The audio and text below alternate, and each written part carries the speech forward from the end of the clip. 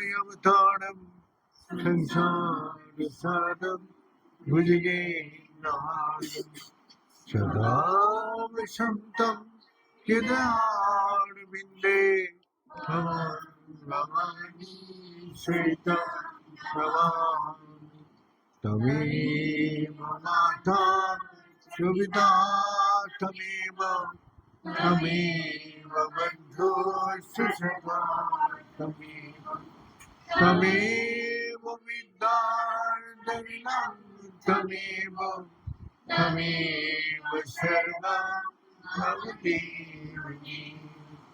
Om Purnamada Purnamidam Purnat Purnamaduchati Purnasya Purnamadaya Purnamevamvashishyati Om Shanti Shanti Shanti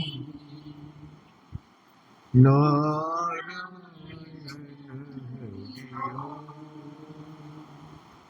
Narayana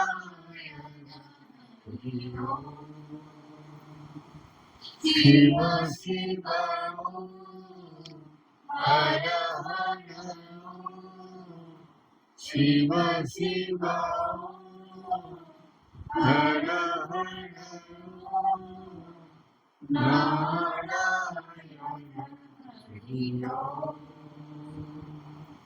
Narayana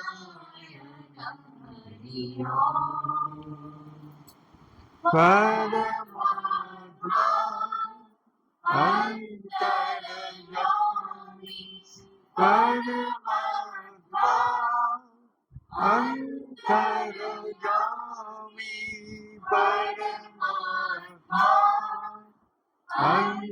Antarayami Paramatma Antarayami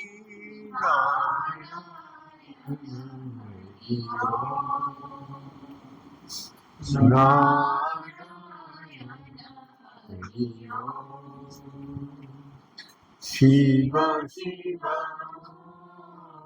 Hara Hara Shiva Shiva Hara Hara Narayana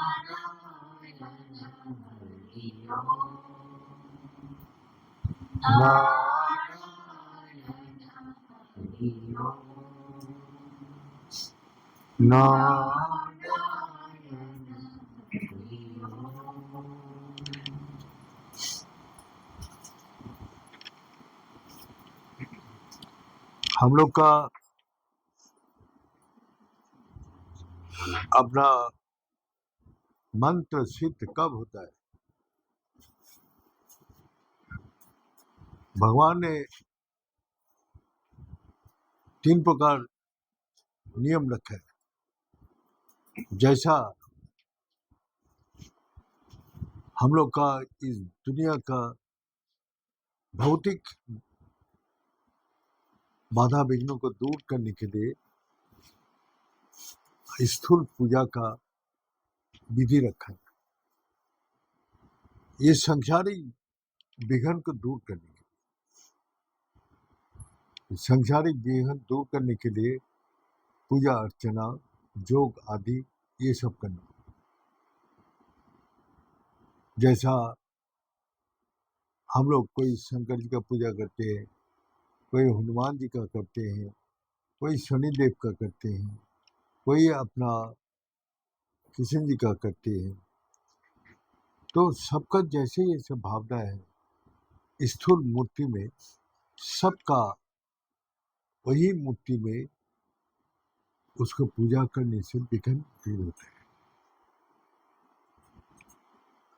लेकिन वो स्थूल जो विधि विधान है उसको अनुसार करना पड़ेगा और उसको रखा है दैविक बाधा को दूर करने। दैविक बाधा कैसे? जैसा एक्सीडेंट है हो गया, कोई माने पड़ के पैर टूट गया, जो अचानक कोई घटना होता है तो दैविक शक्ति को जो हम लोग लाने के लिए मंत्र का ये करते हैं, उससे मन को विकार को शांत करते हैं। ये देहों का विकार को शांत करते हैं और वो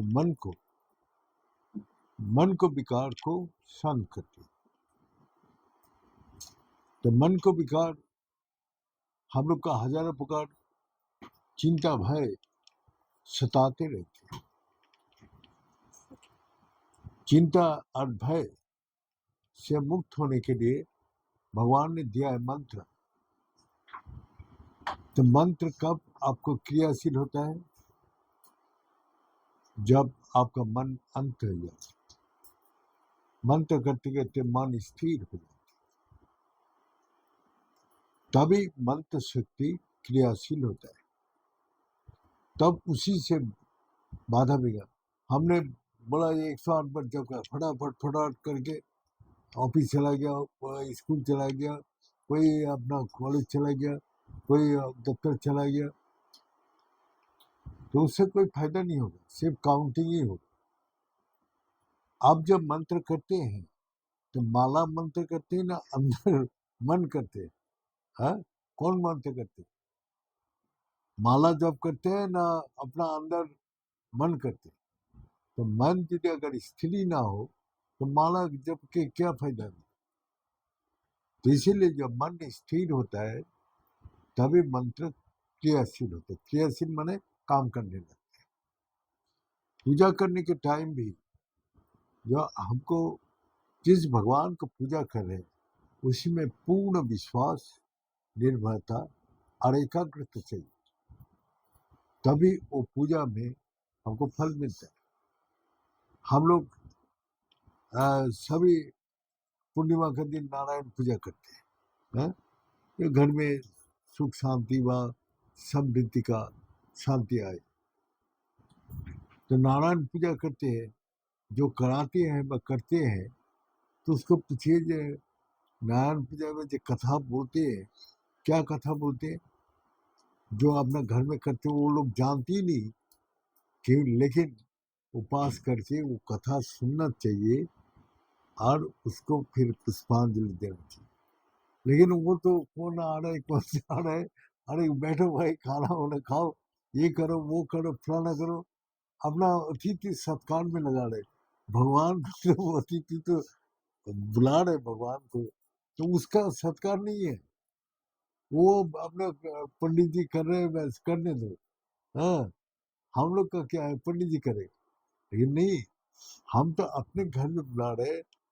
तो उसका अंदर श्रद्धा का अर्थ है विश्वास, उसके ऊपर निर्भरता और एकाग्रता जब तक नहीं होगा पूजा का फल नहीं मिलेगा।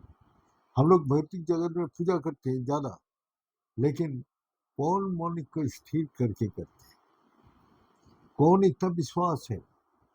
करते हैं, मिलता है, मिलेगा कि नहीं मिलेगा चलो कोई बात नहीं, ये डेली रूटीन में करना शुरू कर देते।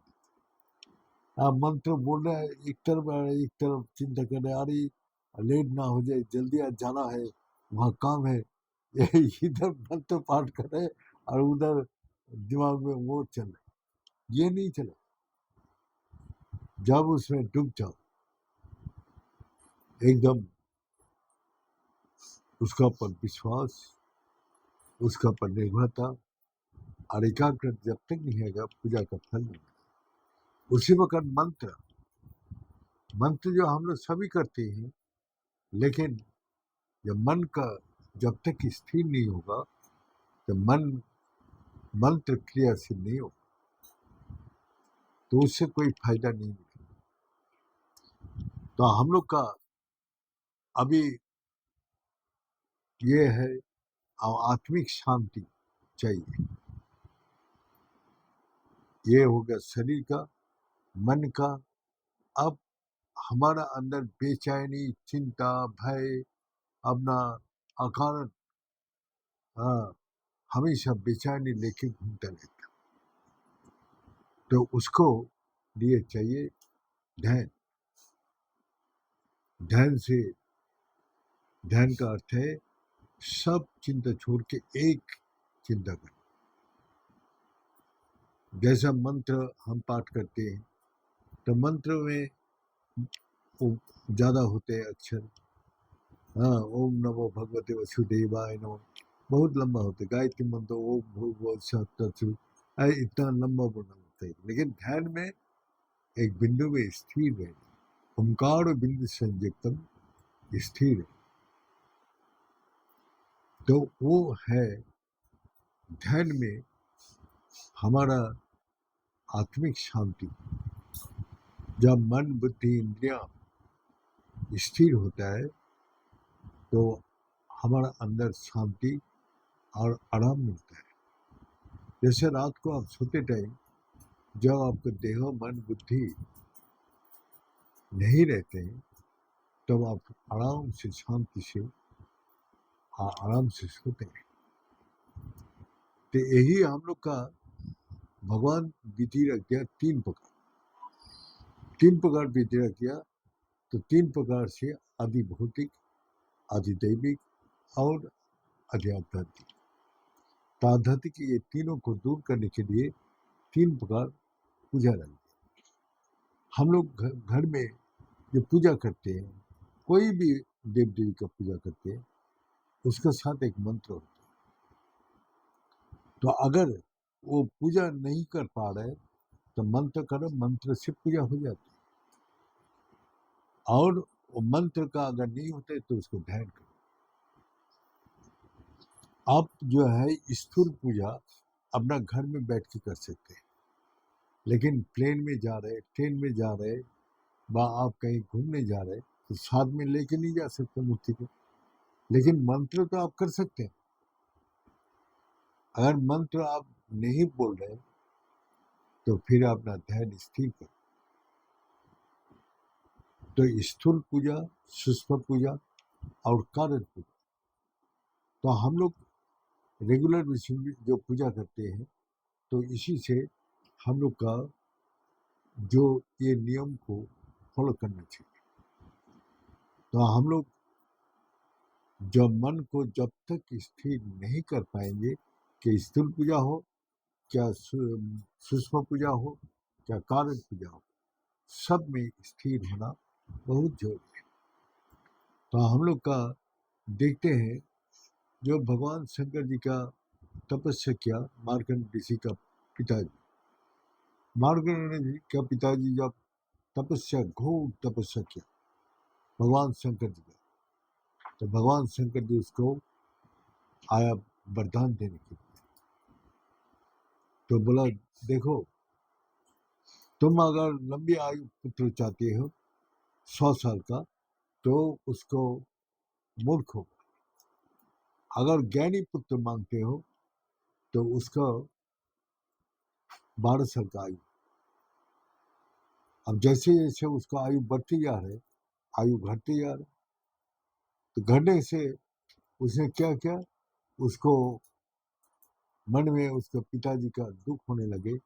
जो जब 7 साल हो गया, 8 साल हो गया, तो उसको देखने रोने लग गया, और ये लड़का तो 4 साल का, 4 साल इसको रहेगा, उसके बाद तो चले जाएगा छोड़। तो पिता माता रो रहे थे।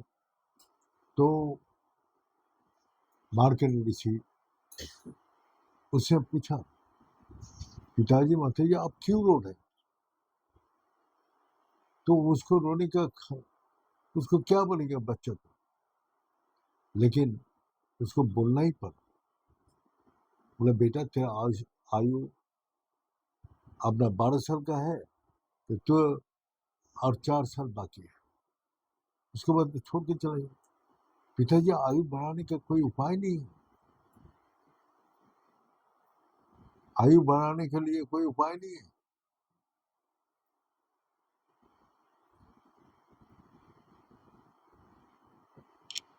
तो आयु बढ़ाने के लिए उपाय बताओ। तो उसने बताया बेटा ये तो मेरे को पता नहीं, लेकिन एक काम करता हूँ, तेरा उपनयन संस्कार कराता हूँ। तो उपनयन संस्कार कराने के लिए उसने सब ऋषि लोग को बुलाया। और उपनयन होने के बाद जब प्रणाम किया मार्कंडेय ऋषि, सब ऋषि लोग 100 साल का आयु वरदान दिया। तो मार्कंडेय से पूछा कि हमारा तो 12 साल का आयु है, भगवान शंकर जी ने दिया, तो आप जो आयु दे रहे तो ये तो झूठ हो जाएगा। शंकर जी का बात सही है ना, आप लोग का बात सही? बोले बेटा, इसके पीछे कोई रहस्य है, हम लोग मुख से झूठा नहीं बोलते, उसी का सही हम लोग बोलते हैं जो भगवान का आदेश होता है। तो हम लोग का मुख से जब 100 साल निकला है, तेरा 100 साल का ऊपर आयु, लेकिन तो भगवान शंकर जी का निरंतर साधना कर 9 साल का उसको उपनयन संस्कार किया, और करने के बाद उसने बोल दिया जाओ बेटा तपस्या कर। जंगल में भगवान शंकर जी का शिवलिंग स्थापित करके उसने खूब तपस्या। जब 12 साल पूर्ण होने लगा तो पूर्ण होने के सिवाय उसको पता चला जो जमराज जी का दूध भेजा, जमराज जी का दूध आके वापस चला गया। बोले जमराज जी बोले क्यों उसको लेके क्यों नहीं है? बोले वो तो भगवान शंकर जी का भक्त है, तो आप तो बुलाए जहाँ भगवान शंकर जी का भक्त पूजा अर्चना करते हैं उस तरफ जाना ही नहीं, भगवान का जो पूजा अर्चना करते हैं उस तरफ नहीं जाना। तो जमराज जी उसको क्रोधित हो गए, जाओ मैं ही जाता हूँ, अहंकार हो गया। हाँ, और बस फिर गया। जब उसके अपना मृत्यु पास डाला तो मार्कंडेय ऋषि को पता चल गया अब मेरा मृत्यु आने वाला। भगवान शंकर जी के शिवलिंग को पकड़ के, हे प्रभु मेरा को आप दान कीजिए, मेरा को रक्षा कीजिए। भगवान शंकर जी प्रसन्न होके वो प्रकट हुआ, और प्रकट होके जमराज जी को तिरस्कार किया। तेरे को कितना बार बोला जब मेरा भक्त जिधर साधना करते उधर जाना ही नहीं, तो आप आया क्यों? उसे त्रिशूल से उसको वध कर, वध करने के बाद मार्कंडेय ऋषि के ऊपर प्रसन्न हो, बेटा मांग, क्या वरदान मांग, जो वरदान मांगेगा मैं वही दूंगा। बोले हमारा पिता माता हमारा आयु के लेके 12 साल आयु लेके दुखी है, हमारे पिता माता दुख, हम दुख हरना, उसका दुख कष्ट दूर हो जाए यही चाहता। उसे बोला 7 कल्प आयु उसको प्रदान किया भगवान शंकर। जाओ बेटा मैं अति प्रसन्न हूँ, मैं तेरे को 7 कल्प आयु प्रदान कर। और क्या चाहिए बेटा? मतलब मेरा जीवन पर उपकार के लिए, मेरा जीवन जैसे पेड़ होता है, पेड़ में फल फूल सब लगता है, लेकिन पेड़ को कुछ नहीं मिलता, सब उसको ले जाते हैं फूल अपने घर सजाने के लिए, खा क्या वो फल खा के आनंद लेते हैं, वो उसको कुछ नहीं मिलता। ऐसे ही हमारा जीवन परोपकार के लिए बस तथास्तु करके चला गया। तो उसी पे मार्कंडेय ऋषि बोल रहे हैं जो इस संसार में तपस्या किंग न साध्यते, तपस्या ऐसा एक चीज है जो असंभव के भी संभव कर सकते हैं। तो तपस्या क्या बोलते हैं? तपस्या एकाग्रह परम तपो, एकाग्रता ही सबसे बड़ा तप। जितना भी तपस्या है सबसे बड़ा तपस्या एकाग्रता है। एकाग्र जब होते हैं तब परमात्मा के साथ वो जुड़ता है, और जब एकाग्रता नष्ट हो जाती है तो उससे डिस्कनेक्ट हो जाती है। तो इसीलिए हम लोग का सबसे बड़ा तप है एकाग्रता। जब तक हम पूजा करेंगे तब भी एकाग्रता की जरूरत है, मंत्र करेंगे तब भी एकाग्रता की जरूरत है, जब आप ध्यान करेंगे तो एकाग्रता तो इसीलिए हम लोग स्थूल जगत में जो पूजा अर्चना करते हैं सभी घर में करते हैं, लेकिन करने का पहले ये ध्यान रखना चाहिए जो हमको विश्वास 100% होना चाहिए, उसके ऊपर उतना ही निर्भर होना चाहिए और एकाग्रता होनी चाहिए, तभी हमारा पूजा मंत्र और धैर्य तीनों सक्सेस हो। ये बोल के आज यह समाप्त करता हूँ। ओम पूर्णमद पूर्णमिदं पूर्णात् पूर्णमुदच्यते पूर्णस्य पूर्णमादाय पूर्णमेवावशिष्यते। ओम शांति शांति शांति।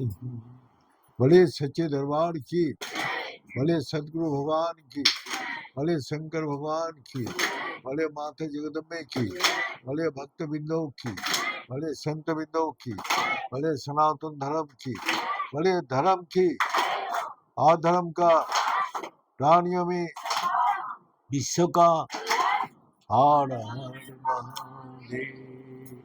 ओम गुणाय पुण्यरूपाय पूर्णानंद प्रदायिने संसार सागर तरतराये संभवाये नमः। तो इसमें मार्कंड ऋषि ने बोला ये बात जो सुनता है उसको आयु वृद्धि होता है, उसको पिता माता खुश होते हैं और उसको कोई ग्रहो इफेक्ट नहीं होता ये कथा सुनने से। तो इसलिए मार्कंड ऋषि बोल के गया कि ये कथा हर मनुष्य को सुनना चाहिए, तो फिर ग्रहों का जो हम लोग ग्रहों का पूजा करते हैं तो बोले तीनों का फल इसी में मिल जाता इस कथा सुनने से। तो इसीलिए हम लोग का सप्तकल्पा है। तो वही तपस्या क्या होता है? तपस्या का अर्थ है सारी चिंता को छोड़ के एक चिंता करना। गीता में भगवान ने बोला अनन्य चिंते थे, सब चिंता को छोड़ के एक मेरा को चिंता जो करते हैं मैं उसको साथ जुड़ जाता। तो ये हम लोग का तपस्या माने हमारा जो विपरीत परिस्थिति को जीता, जैसा अहंकार को जीतता है, लालच को जीतता है, हिंसा को जीतना है? वो ऑलरेडी हमारा अंदर है, लेकिन उसको बस में करना है। क्योंकि आदमी का अहंकार उसको दिखाई नहीं देता, कंट्रोल कैसे करे? उसको क्रोध नहीं दिखाई देता, लेकिन जब आते हैं तो वो भी सोचता है जो ये क्रोध हमारा लिए कष्टदायक। बाद में वो पछताते हैं ऐसा नहीं करना चाहिए, लेकिन क्रोध का अग्नि ऐसा है खुद जलते हैं और सबको जलाते हैं। तो इसलिए क्रोध को त्याग करना अपना साधना का रास्ता में आगे बढ़ जाता है। अहंकार हमारा सबसे बाधा सृष्टि करते हैं, उसको भी पार करना। तो ये है हमारा जो मंत्र करते करते ये सब चीज हमको अपना आप ही अहंकार, क्रोध, लोभ, हिंसा, जितना प्रकार भय, सब प्रकार इससे मुक्त हो जाते हैं। तो हम लोग का गुरु जी ने बोला अरे आत्मा में अनंत शक्ति है, देहो क्या, देहो तो उसका दास है। इस देहो को खटाओ, खूब खटाओ। तो हमारा वो जानने के बारे में याद आती है कि गुरु जी का साथ एक बार हम मालदा से जा रहे थे दिल्ली होके ऋषिकेश, तब हमारा शरीर इतना पतला दुबला था। तो गुरु जी ने को दे दिया सारी भक्तों, कोई आम का पेटी दे दिया, कोई अपना नारियल जो छील के जो होता है वो दे दिया, कम से कम 30 नारियल, कितना भारी होता है। और गुरु जी तो 85 साल का, मैं 25 साल का, और पतला दुबला जो उठाए तो हाथ भी दर्द हो जाता है। कोई अपना मांस तो है नहीं जो उसमें दर्द होगा, एकदम सीधा डायरेक्ट हड्डी में दर्द। तो गुरु जी बोलते यही तपस्या है, तो तुम्हारा देहो कष्टदायक है, इसको कष्ट दो तो ये तुमको कष्ट देना बंद कर दिया। हाँ, इसको सहन कराओ तो ये तुमको हर चीज सहन करने का भयभीत कर दिया। इसको तपाओ, हाँ, तो हर विपरीत परिस्थिति में तुम इस देहो को उसको साथ लड़ने के लिए तैयार हो। भगवान भी बोला है, अर्जुन कहाँ भाग रहे, देहो तो मरा पड़ा हुआ है, आत्मा मरते नहीं, तो किसको तुम मार रहे? तुम मार जो रहे हैं किसको? मरा हुआ बॉडी को मार रहे ना, आत्मा तो मरेगा नहीं, किसको मार रहे? अर्जुन देखा जी सही बात है, ये तो हमारा, तो फिर ये है गुरु जी बोले ये शरीर तो पड़ा हुआ है, हाँ, आत्मा अनंत बल है। और बोला गुरु जी हम लोग अभी नया नया एंट्री हुआ, तब अनंत बल कैसे आएंगे? बीज लगाएगा तो बीज बड़ा होगा, तो उसको पहले अगर उसको तो गुरु जी बोलते हैं जो आत्मा जब उठते ही सूरज कमा गई, उठते ही एकदम पुकार चारों तरफ फैल। गुरु जी का जुक्ति बोले बता, तेरा बुद्धि ज्यादा है ना मेरा बुद्धि ज्यादा है? तो आप क्या बोलेंगे? बोला आपका, तो हम जो बोल रहे मन।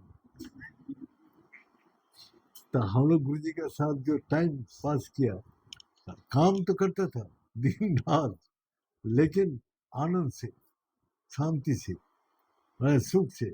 गुरु जी एक बात बोलता था, हम उसको बोलता था ये करना चाहिए, गुरु जी बोलता ये करो।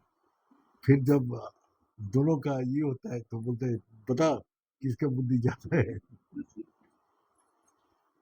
अगर मेरा बुद्धि ज्यादा है तो मेरा बात सुन कर।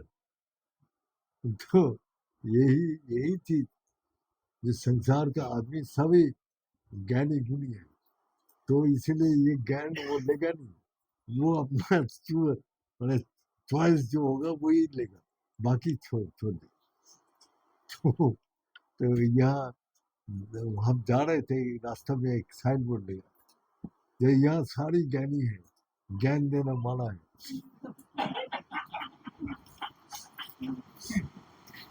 तो यही बंगाल में वही देखते सब ज्ञानी है, तो ज्ञान कोई लेने वाला नहीं है, वो अपना अपना ढंग से सब ज्ञान पैदा कर लेते हैं। तो हम क्या बताओ। हाँ, ठीक है, जय श्री है किया छोटा भेजा ना है, এটা উঠা উঠা তো ও তো কোমরে লাগার লোক, যে সবাই নিজে নিজে হাতে উঠাবে, যে সংকল্প করে ওখানে বসো, সব সব নিজের জায়গা বসো, সব নিজের হাতে উঠাবে, যা ইচ্ছা করে উঠাবে সেই ফল পাবে।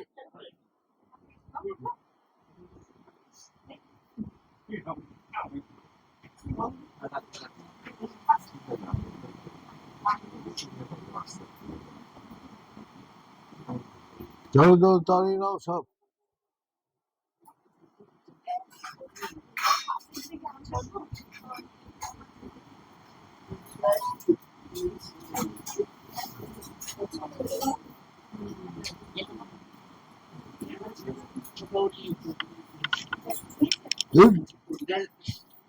এই ছোড়া, এই